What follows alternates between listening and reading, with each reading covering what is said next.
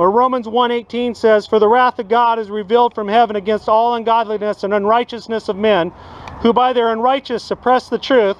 For what can be known about God is plain to them, because God has shown it to them.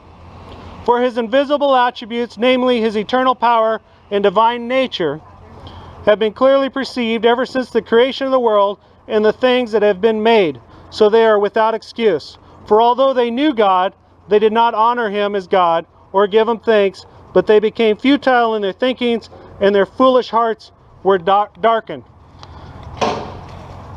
God's wrath is revealed from heaven against ungodliness.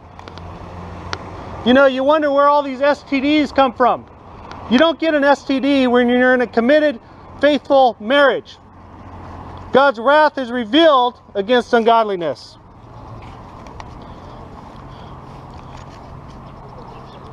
You don't live with a lifetime of regret of abortion, of killing your baby, if you obey God's word and you don't murder your child. In fact, I've never met anyone who's told me, "I regret having this 5-year-old or 6-year-old that I have because he's such a pain. I wish I would have aborted him." I've never heard anybody tell me that in their right mind. I'm sure there's some crazy people out there that aren't in their right mind, but I've never met anybody in their right mind that has told me they regret having any of their children. But yet you hear these stories of people going, like the president of Planned Parenthood, "I've already had 3 kids, so I aborted my 4th one."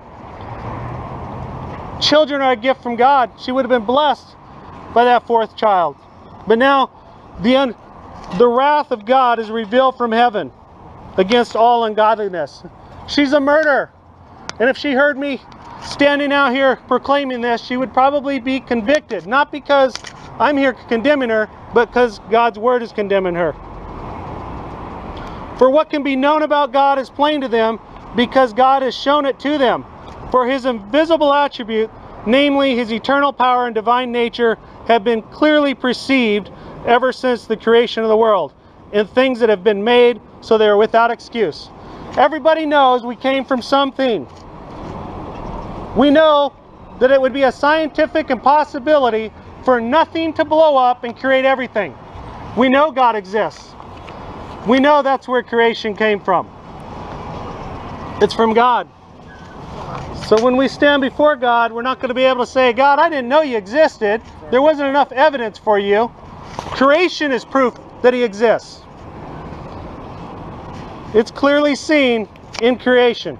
His power, his eternal power, his intelligence,